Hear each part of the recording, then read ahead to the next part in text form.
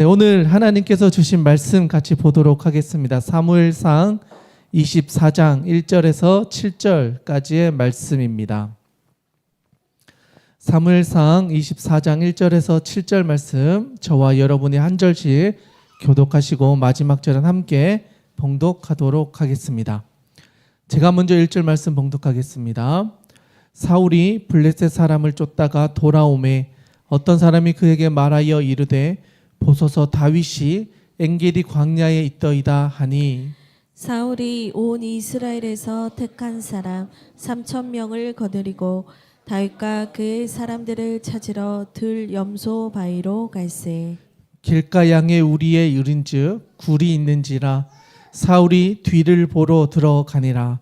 다윗과 그의 사람들이 그 굴 깊은 곳에 있더니 다윗의 사람들이 이르되 보소서 여호와께서 당신에게 이르시기를 내가 원수를 내 손에 넘기리니 내 생각에 좋은 대로 그에게 행하라 하시더니 이것이 그 날이니이다 하니 다윗이 일어나서 사울의 겉옷자락을 가만히 베니라.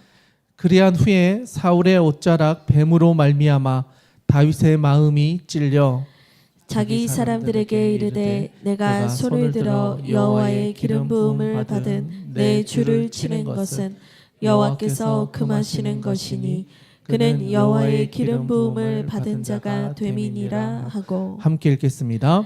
다윗이 이 말로 자기 사람들을 금하여 사울을 해하지 못하게 하니라.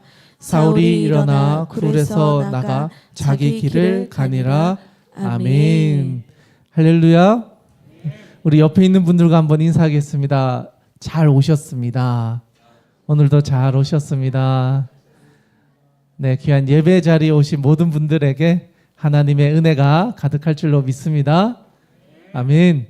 네, 오늘 참 귀한 주일입니다. 어떤 주일인지 아십니까? 오늘? 맞아요. 성령 강림 주일이에요. 여러분, 성령 강림 주일하면 떠오르는 게 있으신가요? 성령 강림 주일? 네? 네, 하람이가 손으로 임하신 날, 임하신 날 이렇게 이야기를 했는데요. 맞아요. 예수님께서 승천하시면서 너희가 여기서 기다려라 그렇게 말씀하시고, 또 오순절 마가 다락방에서 기다리며 기도했던 사람들에게 하나님께서 성령을 보내주셔서 그 성령의 인도하심을 받아 이제 새로운 일을 시작하게 하시는 것. 어떻게 보면요, 예수님이 이 땅에 오셔서 우리와 함께 하시다가 이제 사라지셨잖아요. 그러니까 이제 예수님이 없으니까 우리가 걱정하고 염려하고 따라갈 분을 없어지니까 이제 삶의 자리가 쉽지 않을 수 있으니까 보이지는 않지만 우리와 함께 하시는 하나님, 바로 성령님을 우리에게 보내주셔서 우리의 마음 가운데서 이제 내가 너희의 마음 가운데서 인도하겠다. 예수님의 모습은 아니지만 우리의 마음 가운데서 하나님의 말씀을 따라 살아갈 수 있도록 내가 너와 함께 하겠다. 내가 너를 도와주겠다. 그래서 보혜사, 너희를 도와주는 사람, 도와주는 하나님으로 너희와 함께 하겠다. 그래서 바로 이 성령 강림주의, 이제 예수님이 우리의 마음 가운데 성령으로 임하셨다. 그러니까 여러분 이제 누구와 함께 살아가셔야 됩니까? 성령님과 함께 살아가셔야 됩니다. 여러분 살아가실 수 있겠습니까? 아멘. 네, 아멘으로 화답하신 분들에게 성령의 능력으로 살아가는 은혜가 있을 줄로 믿습니다. 아멘.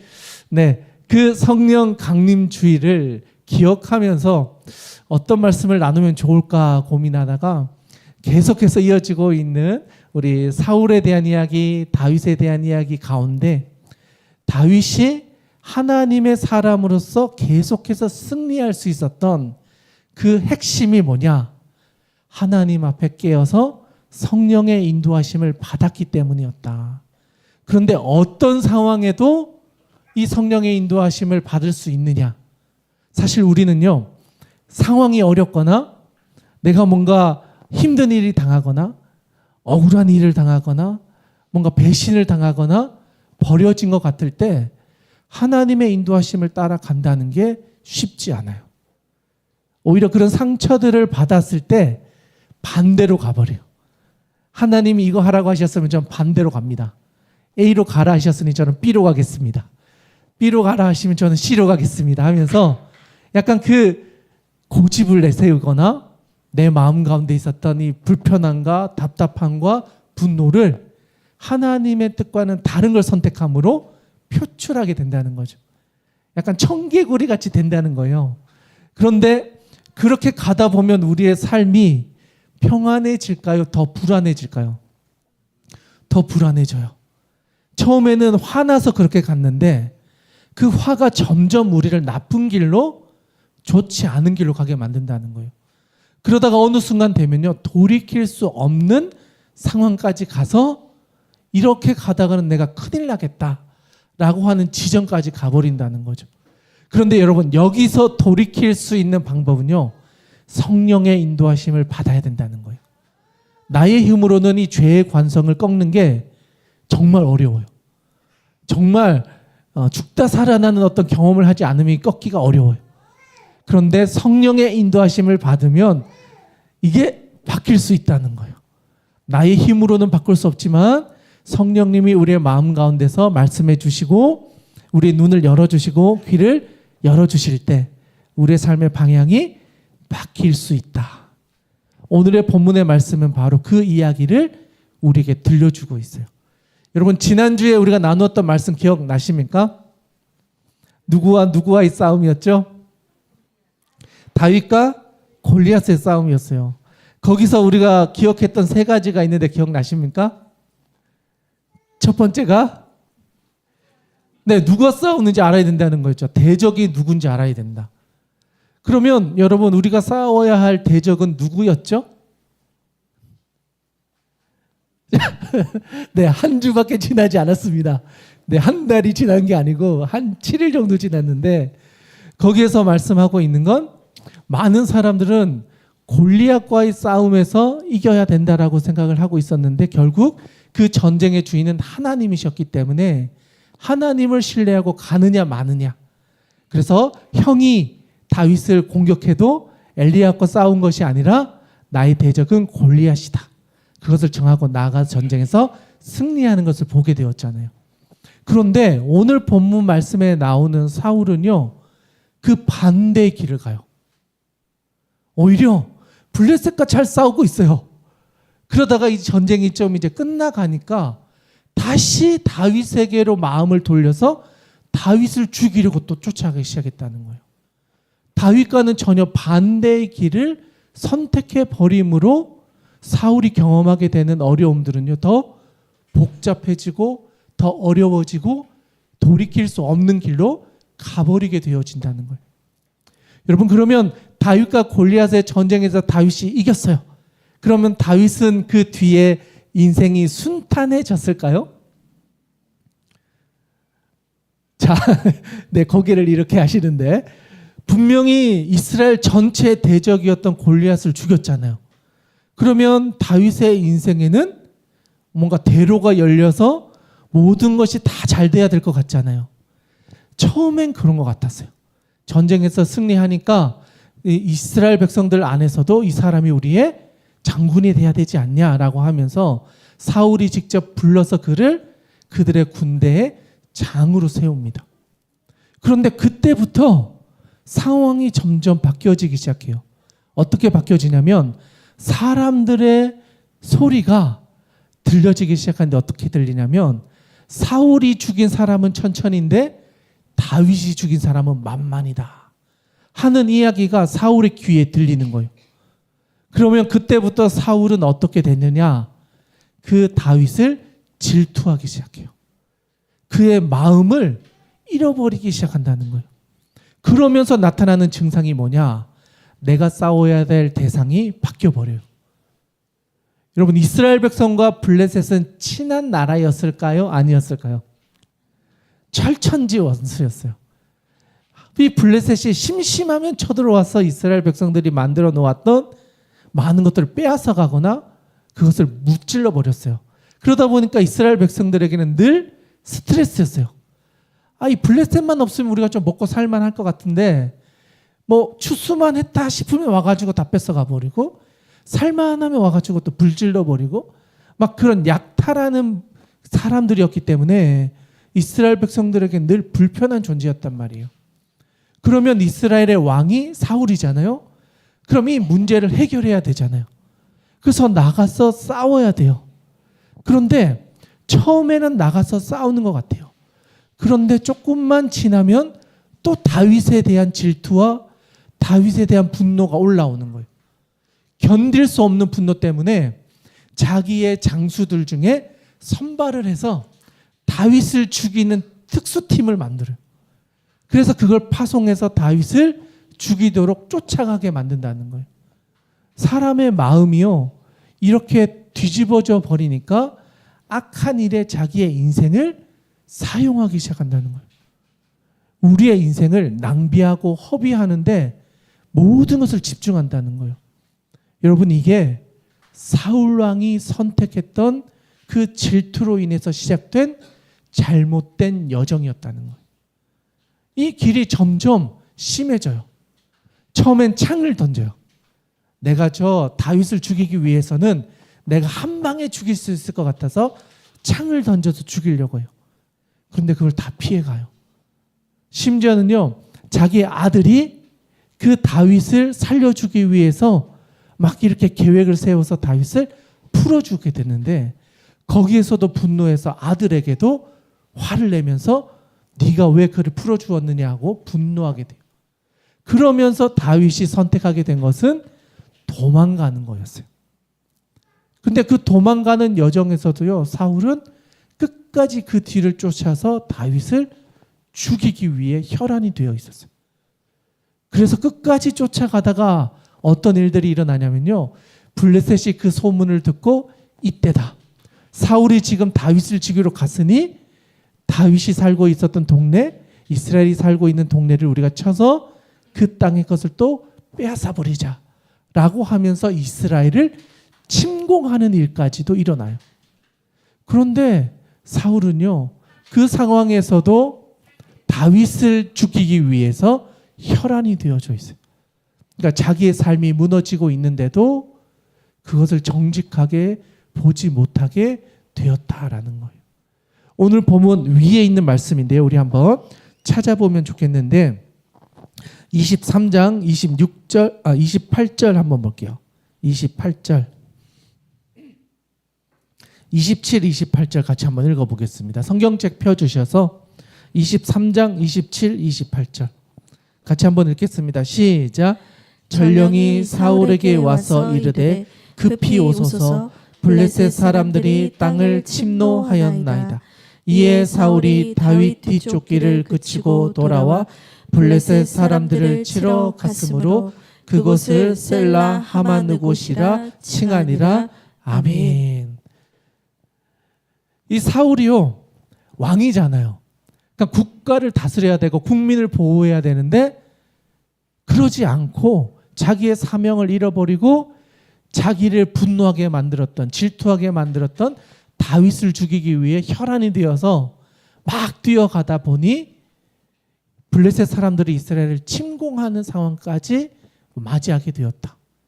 그제서야 내가 여기를 멈춰야 되겠구나. 더 이상 이걸 가다가는 우리 나라가 망하겠구나.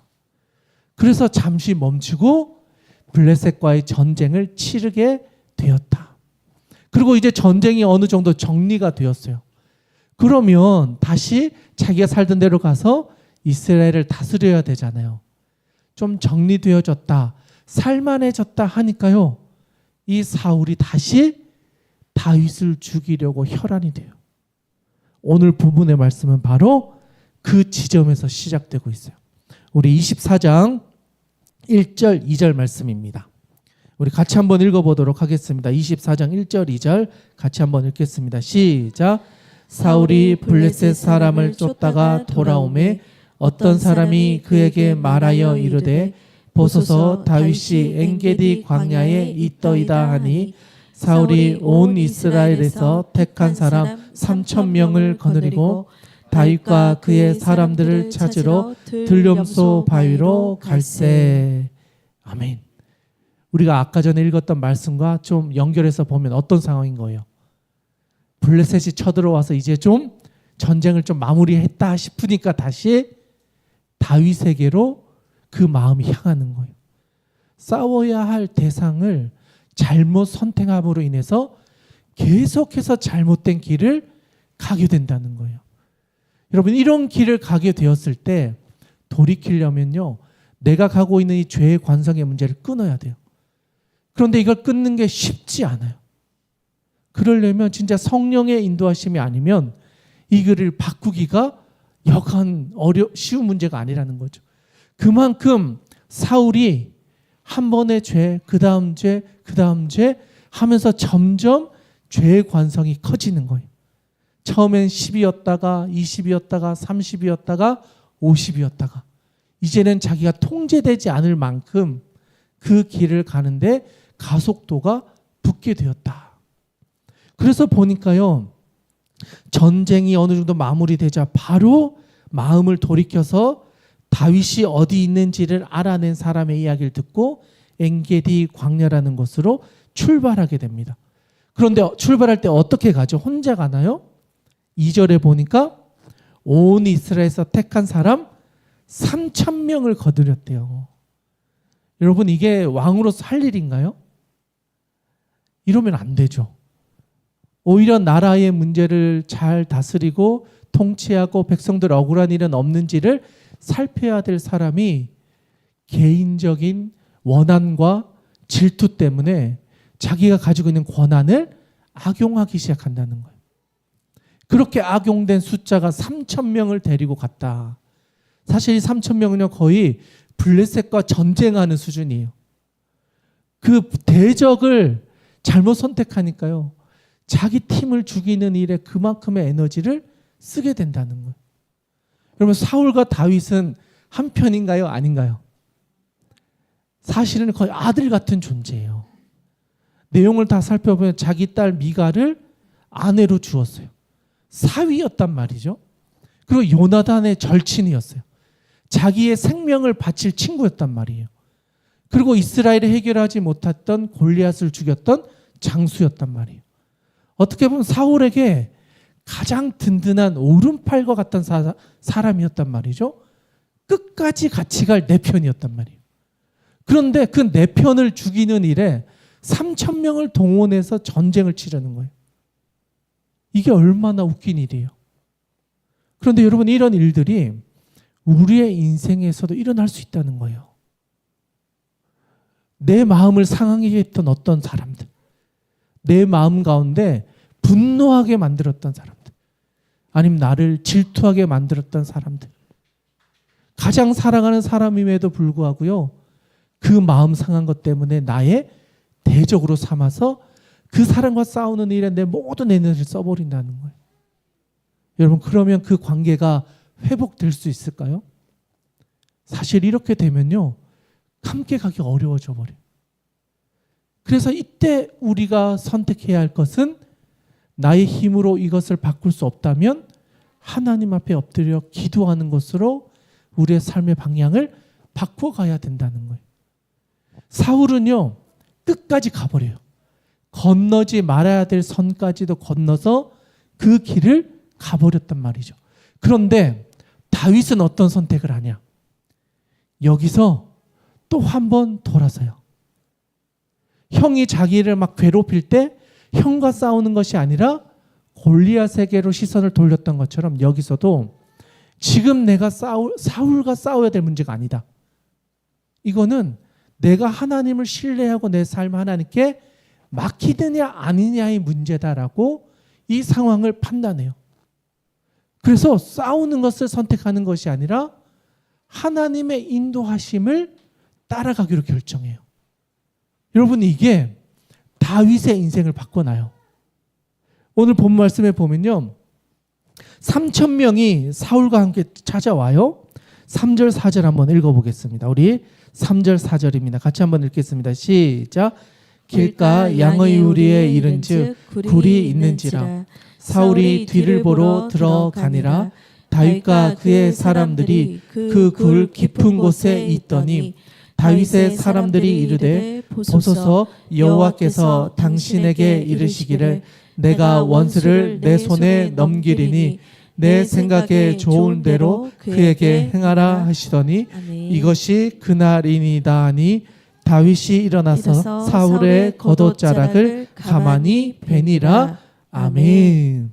3절에 보니까요, 사울이 3,000명을 데리고 길을 가다가 양의 우리가 있는 곳에 그 지역을 지나갔던 것 같아요.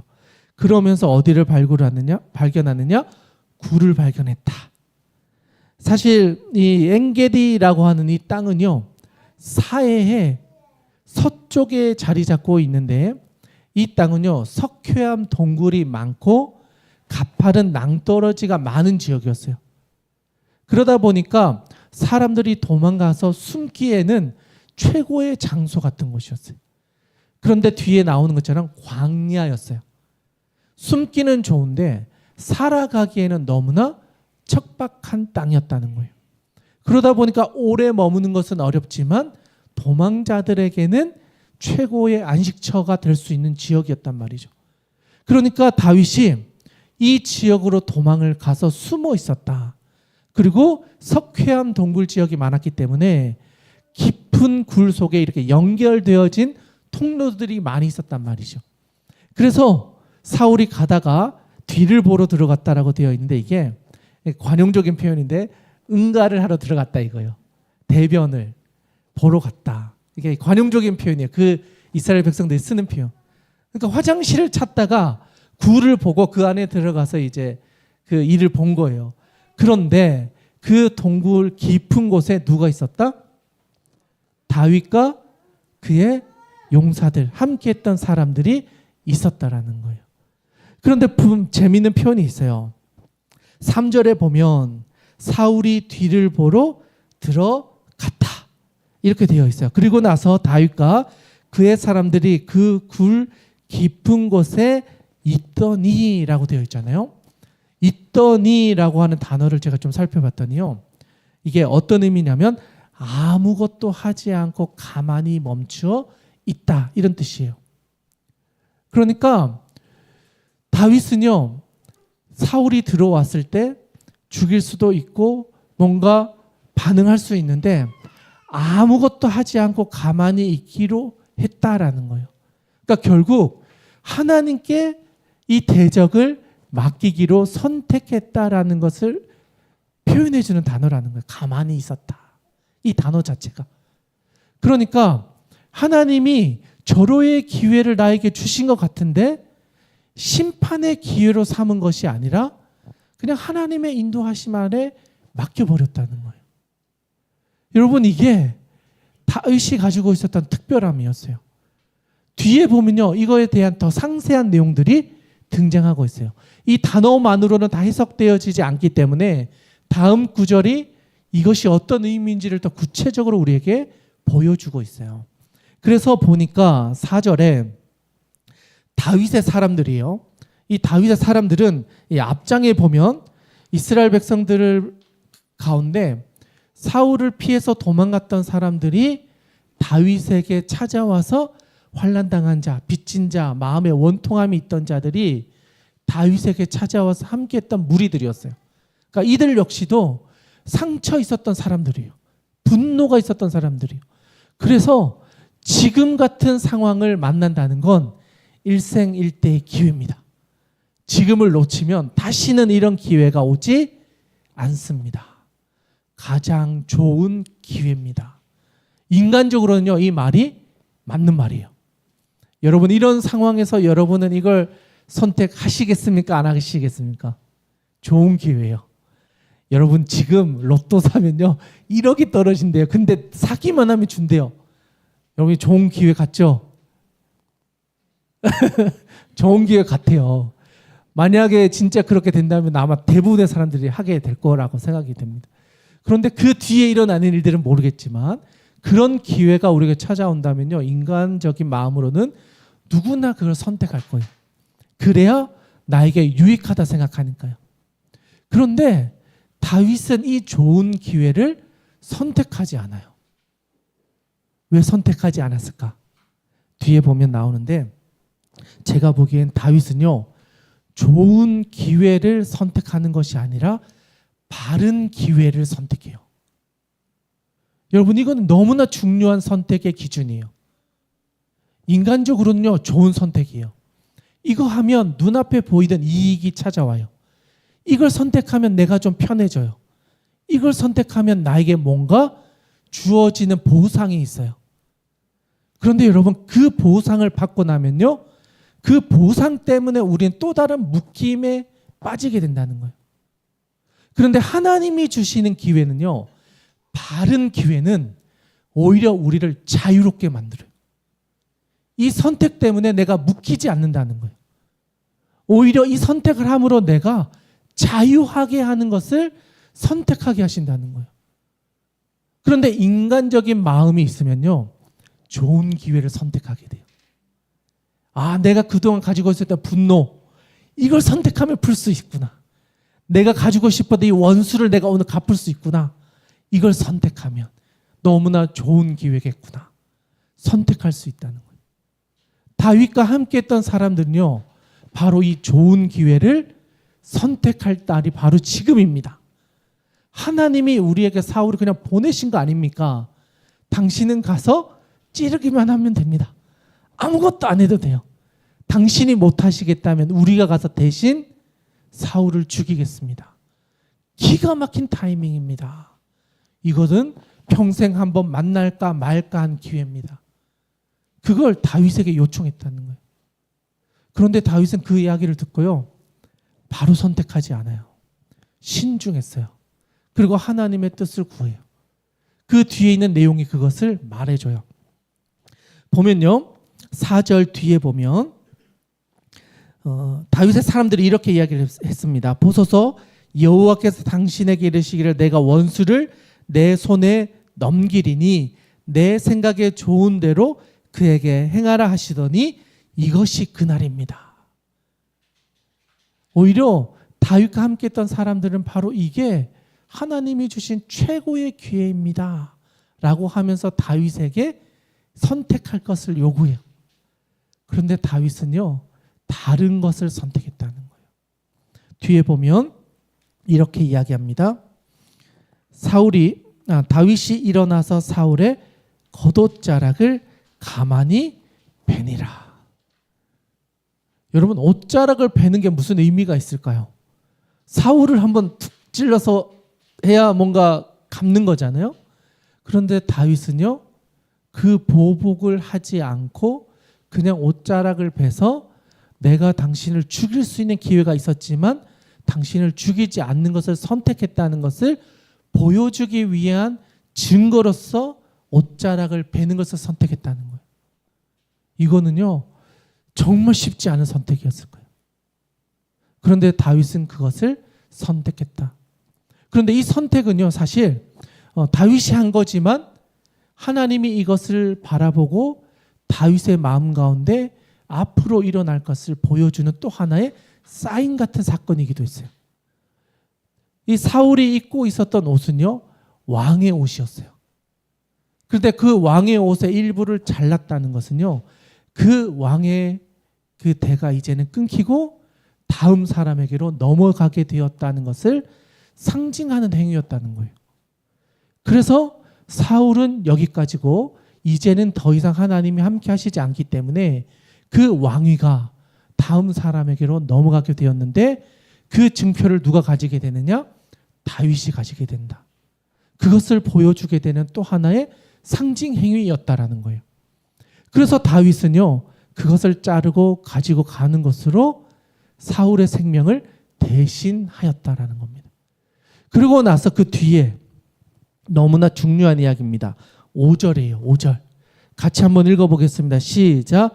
그리한 후에 사울의 옷자락 뱀으로 말미암아 다윗의 마음이 찔려. 다윗이요, 사울의 옷자락을 조그마한 그 옷자락을 잘랐는데 그것 가지고도 마음에 어려움이 있었대요. 내가 그것까지도 하지 말았어야 됐나 하는 마음에 고민이 있었다는 거예요. 그만큼 다윗은 사울에 대한 존경과 하나님이 세우신 사람에 대한 두려움, 이것은 사실 사람에 대한 두려움보다는 하나님의 인도하심에 대한 두려움이었어요. 하나님이 세우셨다면 분명한 이유가 있었을 텐데 내가 그 사람을 치는 것에 대해서 하나님이 노하실 수도 있기 때문에 내가 한 선택에 대해서 다시 한번 확인하는 거예요. 내가 이렇게 한 것이 맞았을까? 내가 정말 잘한 것일까? 하나님 앞에서 다시 한번 나의 선택을 점검했다는 거예요. 그러면서 하나님 앞에서 돌아보니 내가 이 옷자락도 자르지 말았어야 됐던 것은 아니었을까 하는 마음이 있었다는 거예요. 그리고 나서 다음 절 6절이에요. 우리 같이 한번 읽어보겠습니다. 6절입니다. 시작.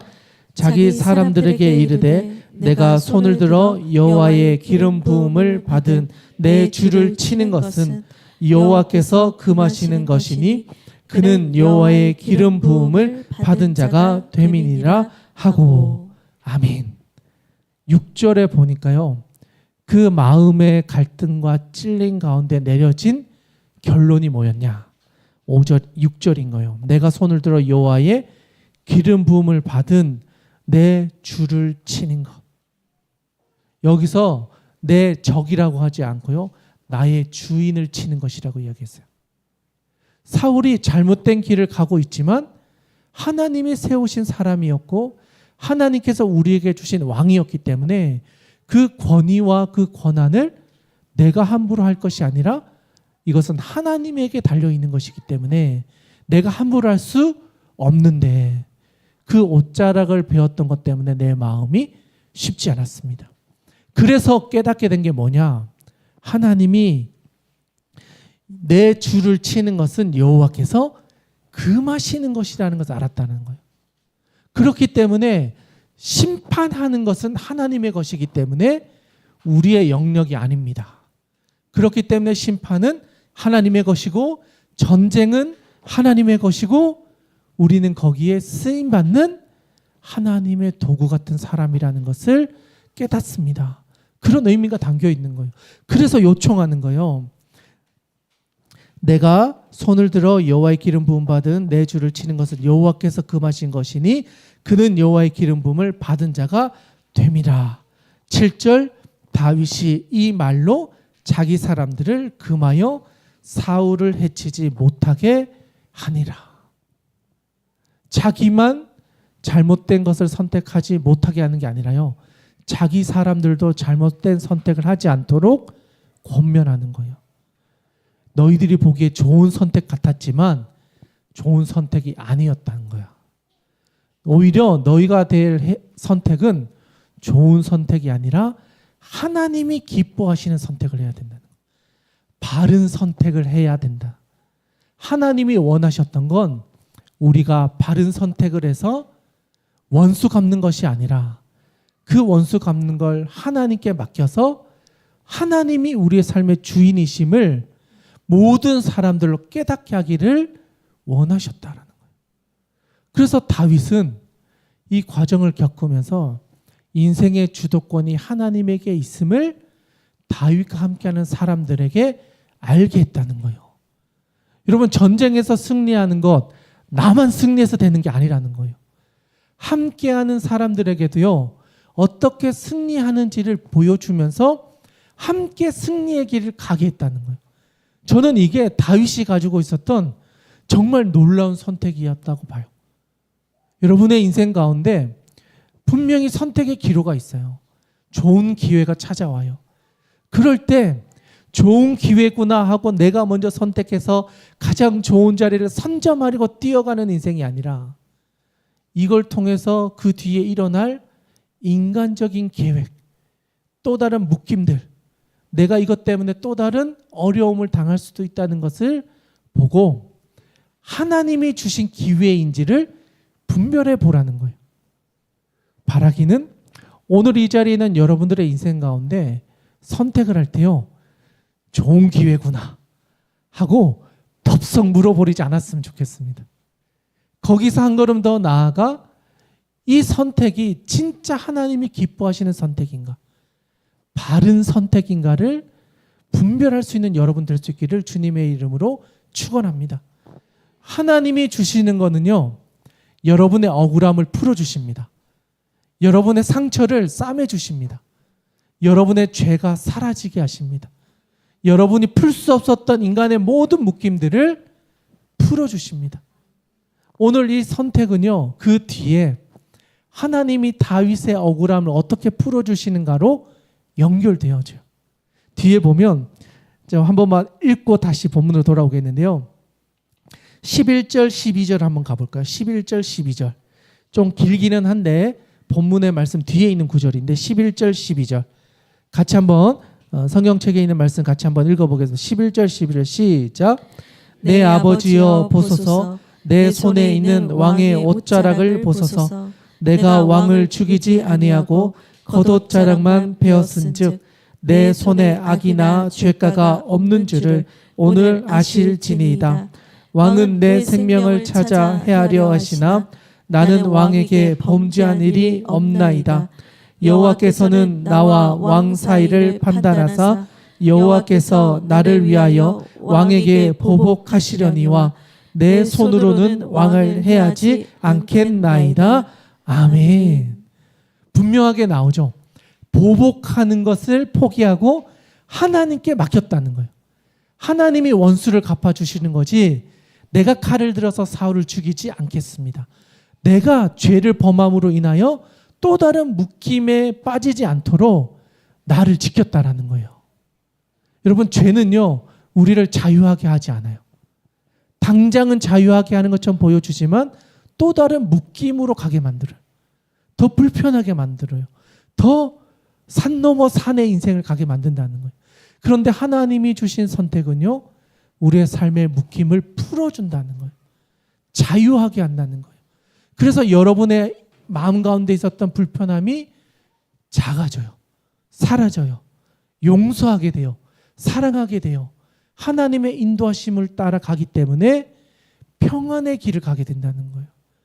이렇게 다윗이 하나님께 기도하고 사울에게 선포했을 때 여러분 사울이 이걸 못 알아들을 것 같은데 하나님이 이때 잠시는 알아듣게 만드세요. 한번 볼까요? 자, 16, 17, 18절이요. 16, 17, 18절. 같이 한번 읽어보겠습니다. 시작. 다윗이 사울에게 이같이 말하기를 마침에 사울이 이르되 내 아들 다윗아 이것이 내 목소리냐 하고 소리를 높여 울며 다윗에게 이르되 나는 너를 학대하되 너는 나를 선대하니 너는 나보다 의롭도다. 내가 나 선대한 것을 오늘 나타냈나니 여호와께서 나를 내 손에 넘기셨으나 내가 나를 죽이지 아니하였도다. 아멘. 16, 17, 18절 보니까요.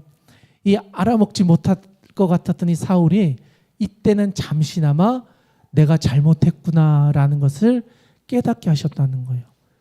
다윗이 칼을 들지 않았음에도 그 사람이 스스로 내가 잘못했구나. 내 아들 같은 이 아들 죽이려고 내가 잘못된 길을 갔구나 하는 것을 알게 해주셨다는 거예요. 그런데 여기서 사울이 돌이켜야 돼요. 그런데 돌이키지 못하니까요. 더 악한 길을 가게 돼요. 죄에 묶인다는 게 이런 거예요. 한번 잘못된 선택에 들어서고 그것이 나의 발목을 잡으니까요. 이 발목이 잡히니까 계속 가다가도 돌아와요. 죄의 관성 때문이에요. 우리가 잘못 선택함으로 인해서 계속 거기에 묶여서 끌려가고 있는 거예요. 사울은 그걸 풀지 못했다는 거예요. 그런데 다윗은요, 그것을 풀었다는 거예요. 내가 좋은 기회를 선택한 것이 아니라 바른 것을 선택했기 때문에 하나님이 그 묶임으로부터 풀려지게 하셔서 더 이상 내가 사울 때문에 끌려가지 않을 수 있었다는 거예요. 그러니까 다윗은요, 하나님을 볼 수 있는 거예요. 사울은 계속해서 자기의 상처와 질투와 아픔과 용서하지 못함과 분함을 가지고 자기의 인생을 걸어가게 돼요. 그렇게 되면요, 이 인생의 결과는 어떻게 될까요? 사울은요, 패망의 길을 갈 수밖에 없어요. 계속해서 이 묶임을 풀지 못하니까요, 계속 그걸 끌려가는 거예요. 내가 그걸 선택하는지도 모르면서 끌려가다가 결국 마지막에 가면요, 비참한 말로를 맞이하게 돼요. 그런데 다윗은요, 이 선택을 하면서 점점 더 자유해져요. 그러니까 나타나는 게 뭐냐면 일단 내 마음에 평안이 찾아오고요. 그 주변에 사람들이 찾아와요. 이 사람은 하나님과 함께하는 사람이다. 이 사람은 하나님의 음성을 듣는 사람이다. 하나님이 지켜주시는 사람이다. 그러니까요, 그 사람 주변에 사람이 붙어요. 다윗이 가는 길을 위해 내가 당신과 함께 가겠습니다. 당신을 위해서 내 생명도 바치겠습니다. 다윗의 용사들이 찾아오고 하나님이 이 왕위를 물려주기를 원하실 때가 될 때까지 그를 위로해 주는 사람, 동행해 주는 사람, 그를 지켜주는 사람, 혼자 갈 수 없는 믿음의 여정을 완주할 수 있도록 도와주는 동력자들이요, 이 도망가는 시기에 다 만나요. 화려했던 시기에 만난 게 아니었어요. 가장 밑바닥 같았던 이 시기에 절친을 만나요. 믿음의 친구들을 만나요. 나의 위로자를 만나요. 그래서 그 믿음의 여정을 사막으로, 그 광야로 도망가는 이 여정에서 믿음의 친구들을 만나 하나님이 계획하신 하나님의 길을 가게 돼요. 비전의 길, 사명의 길, 하나님이 기뻐하시는 길, 그 길을 가게 되었다라는 거예요. 오늘 본문의 마지막 절이 있습니다. 7절 우리 같이 한번 읽고 오늘의 본문의 말씀을 마치고자 합니다. 우리 7절 같이 한번 읽겠습니다. 시작. 다윗이 이 말로 자기 사람들을 금하여 사울을 해하지 못하게 하니라. 사울이 일어나 굴에서 나가 자기 길을 가니라. 아멘. 사울은요, 용변을 보고 자기가 해소하고자 했던 그 모든 것들이 사라지니까 결국 또 자기의 길을 갔다. 여기서 말하는 자기의 길은요, 결국 내 생각대로 갔다. 내가 계획했던 내 인생의 길로 갔다. 내가 보기에 좋은 길로 갔다. 사울이 계획해 놓았던 그 여정을 따라 그 인생은 진행되었다. 그런데 다윗은요, 자기의 길로 간 것이 아니라 하나님이 인도하여 주시는 주님과의 동행의 여정을 가게 됩니다. 그러면서 그의 인생은 어렵지만 고난당하지만 하나님의 인도하심을 받아 바른 길을 가게 됩니다. 바라기는 오늘 이 자리에 있는 여러분들의 인생 가운데도 그러한 하나님의 은혜를 맛볼 수 있기를 원합니다. 좋은 기회라고 생각되는 것을 오히려 잘 분별해 보셔서 하나님이 정말 우리에게 주고자 하셨던 바른 길인지, 그리고 이것을 통해서 주시는 결과들이 우리를 평안하게 하고 자유롭게 하고 풀려지게 하고 성령의 인도하심을 받아 더 자유하게 하는 것인지를 우리가 삶에서 깨달아 알아서 여러분의 삶 가운데 샬롬을 맛볼 수 있는 은혜가 있기를 주님의 이름으로 축원합니다. 그래서 여러분의 인생 가운데 계속해서 승리를 맛보는, 주와 함께 길 가면서 즐거워서 또 그 길을 갈 수 있게 되는 그러한 하나님의 은혜가 여러분 가운데 가득하기를 주님의 이름으로 축원합니다. 함께 기도하겠습니다. 하나님 아버지, 오늘 우리에게 주신 말씀을 기억합니다. 다윗은 또 승리를 하였습니다.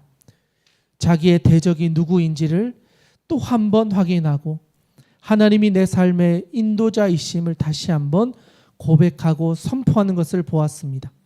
또한 자기의 길만 바른 길로 가는 것이 아니라 자기와 함께했던 동료들까지도 바른 길을 갈 수 있도록 인도하는 것을 보았습니다. 하나님, 우리에게 찾아오는 많은 기회들이 있습니다. 그럴 때마다 우리를 유혹하는 것이 있고 또 우리를 흔들어 놓는 것이 있습니다. 그럴 때마다 우리가 잘 분별하기를 원합니다. 그것이 좋은 것처럼 보여지지만 정말 하나님이 원하시는 바른 길인지를 우리가 잘 분별하게 하여 주시옵소서. 아멘. 성령께서 우리의 눈을 열어주시고 귀를 열어주시고 마음을 지켜주셔서 하나님이 주시는 바른 기회를 보게 해주시고 그것을 선택하게 하여 주셔서 우리가 걸어가는 이 길이 나의 길, 자기의 길, 내 뜻의 길이 아니라 하나님이 기뻐하시는 하나님과 동행의 길이 될 수 있도록 주님 우리 가운데 역사하여 주시옵소서. 아멘. 하나님이 우리의 걸음을 인도하여 주실 줄 믿사오며 살아계신 우리 구주 예수님의 이름으로 기도드리옵나이다.